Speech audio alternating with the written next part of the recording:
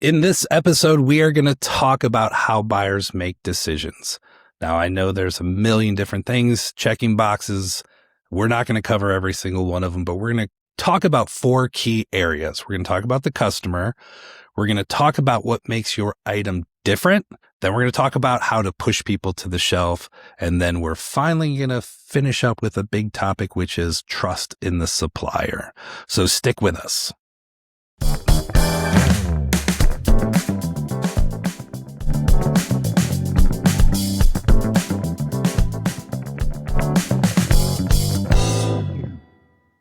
Thank you for joining us today in this last episode of Understanding Buyers. We're going to talk about how they make decisions.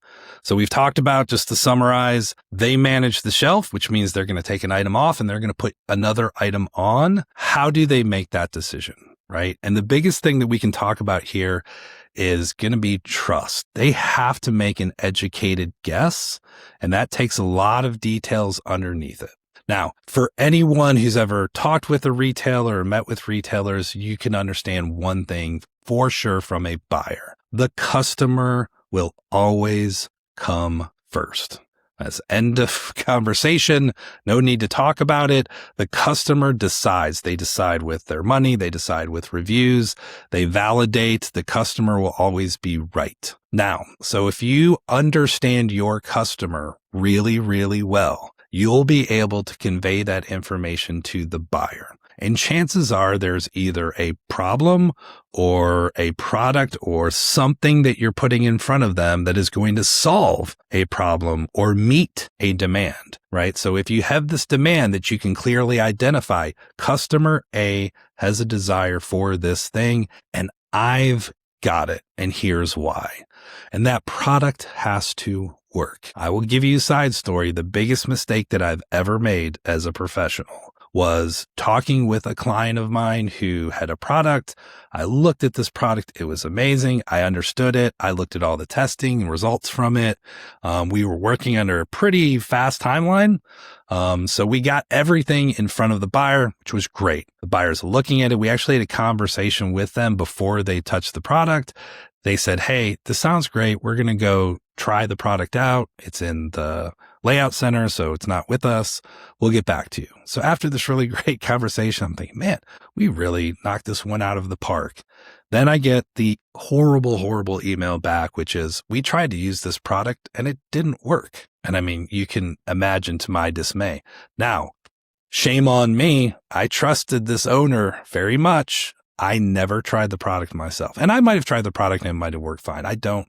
But at the end of the day, when you have a roadblock like that, that loses all trust and credibility, because you're like, you had the supplier, you understand the customer, you painted the picture beautifully, but the product has to do what it says it's going to do. So if you have a product that doesn't do what it says it's going to do, just go throw it in the trash or go make it better. But the customer will always be first in the eyes of a buyer. So when they're making decisions, you're going to paint a picture of why your product is needed, and they're going to have to believe that that customer is willing to spend money for it. Now, you can validate that a bunch of different ways, right? Number one is you have sales. You've got online sales, right? You can go out and do surveys and tests. You can go ask people. One of the things that has become big from the time I started till now are reviews.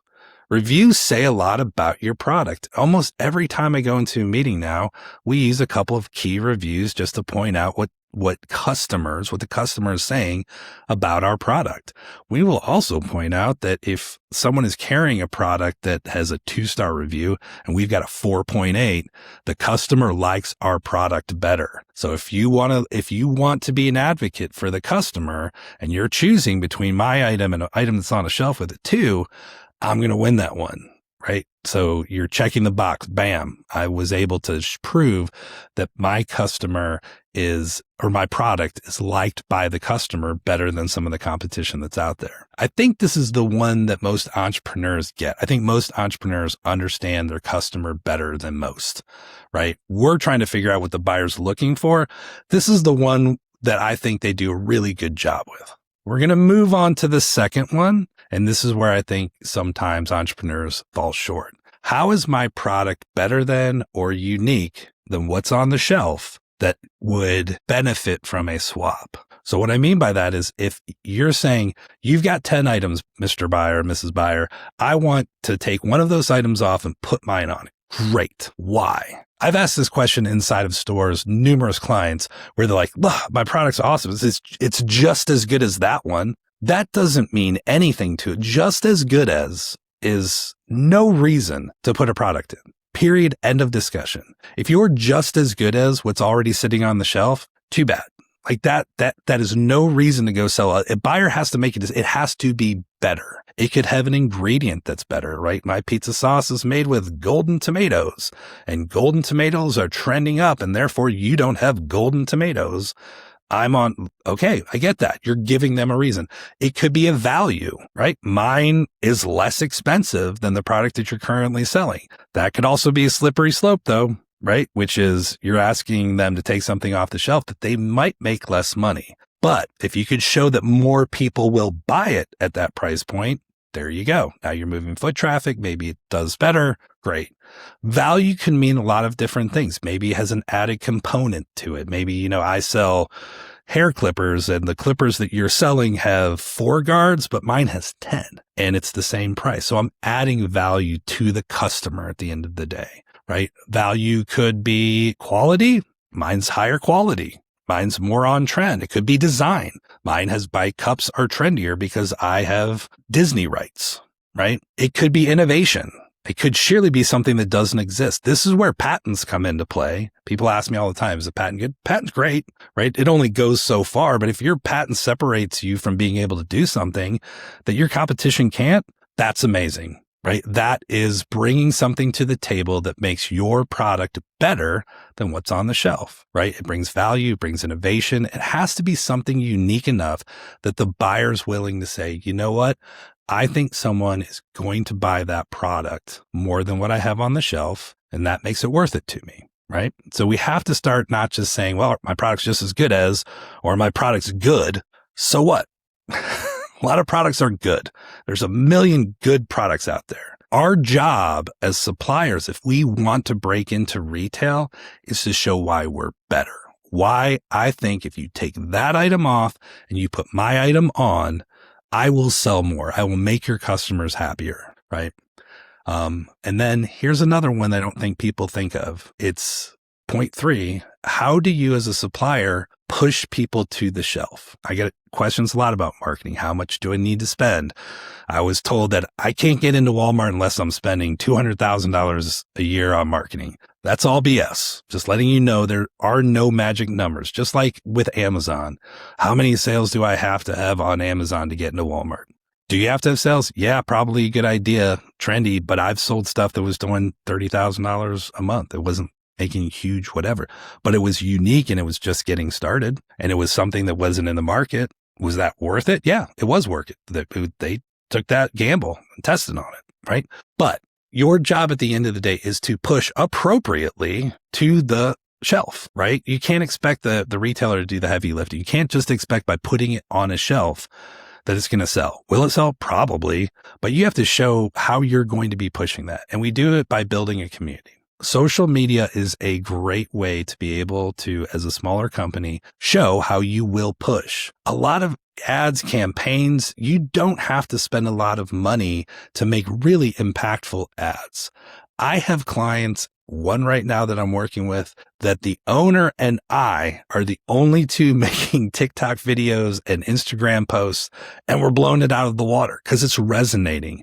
It doesn't cost us a lot of money to do that either. I don't have to go hire a firm and pay them $2,000 a post or, X number of dollars to create these things. Right? You can do a lot of this in your backyard. One of my most successful clients built an entire community with just the guys that worked with him, that just as friends, literally friends from high school. And they built an incredible social media following.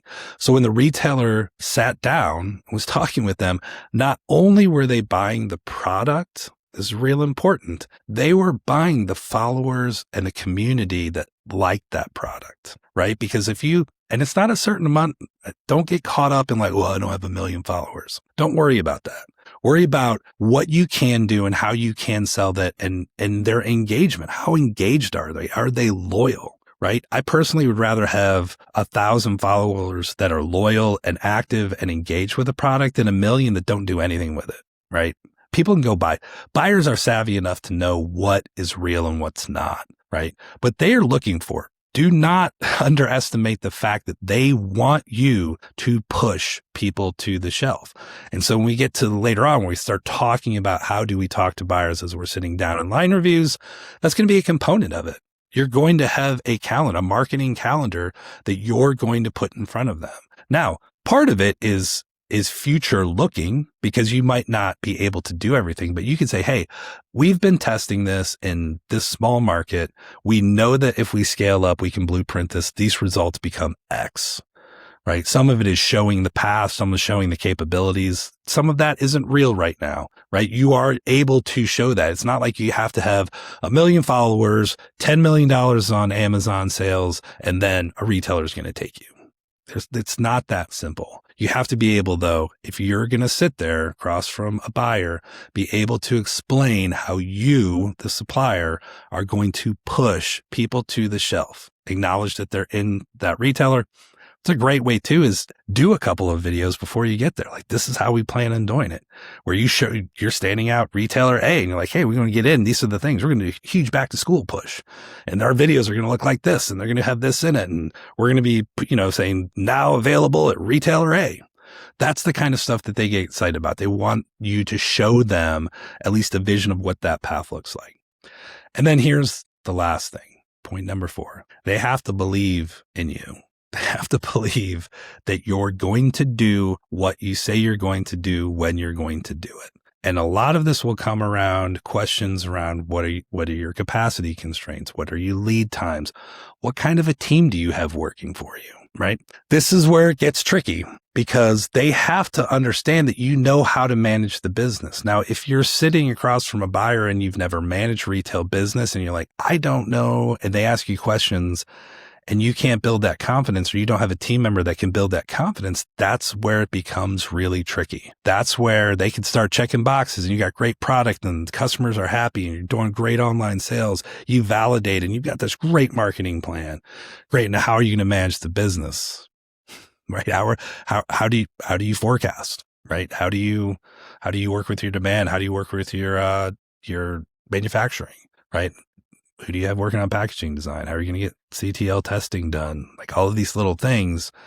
If they get a feeling that you don't know how to get that done, or you don't have a team around to get that done, they're going to walk away, because at the end of the day, they're risking too much to take a chance if they feel like it's going to fail. Right. And don't get me wrong. Things always could go wrong and could happen, but that's where you need to understand your blind spots, understand what they're looking for in a team, and be able to prove you can do it, or prove that you have the resources of the people around you to do it. Maybe you're not a social media person. You don't do any of that stuff, but you're like, oh, I don't do that, but Ready for Retail is my social media thing. And this is what they do. And here's some examples. Great. Perfect. How do you Well, I don't do forecasts, but I work with Company B. Company B, forecasting tools, they're our 3PL. They're the ones that house all of our product. It's housed in Chicago. They do our EDI and fulfillment. They've been doing it for 20 years and they work with Walmart already, so we don't even have to get a ship to. And they'll be like, holy cats, this person knows what they're talking about. So make sure that when you sit down with them, you either have the pieces around you to be able to build that confidence that you can deliver, right? Or know it yourself, which might be tough, right? And that's the one thing, is if you walk in as an individual owner without a scope of team, that's going to be tricky. You're gambling a little bit. And there are probably things that you can handle. Maybe you're really good at sales, so sales isn't a big deal. Maybe you're really good with data and insights, not a big deal. Shipping and logistics, chances are you have partners in these areas. You just have to be able to clearly identify them and build them up as a key resource, as quote unquote your team, right? Team members don't have to be employed by you. They're just the people that you work with. right? If you use a marketing agency, that's your team. If you've got a supply chain advisor, that's your team. If you've got a salesperson, that's your team. Whatever it is, those are your teams. You have to be able to showcase your team in a meaningful way that builds the trust that all of these wonderful things that you say will actually happen. So that's it. We'll wrap it up. I hope this was informative. This one's important, right? We're going to talk about a lot of different things. Your ability to communicate with a buyer it is really important to understand what they do and how they make decisions. I really hope that after this, you go walking stores, you go look at your business, but you're not looking at it from your side or even the customer side. I really want you to try your hardest to take some of this information, stick it in your head, go to a store and say, okay, I've got to compete against that item. How would I do it? Which item am I taking off the shelf at this retailer that I'd say, okay, mine's going to perform better than that one because of this? If you can do that, you're way ahead of most people that I talk to. Most people don't fall into my product's good. That's awesome. I'm glad your product's good, but there has to be a reason for that buyer to make a decision to take a product off the shelf and put yours on. So put on that hat, stick with us. I hope you enjoyed this, and we will see you next time.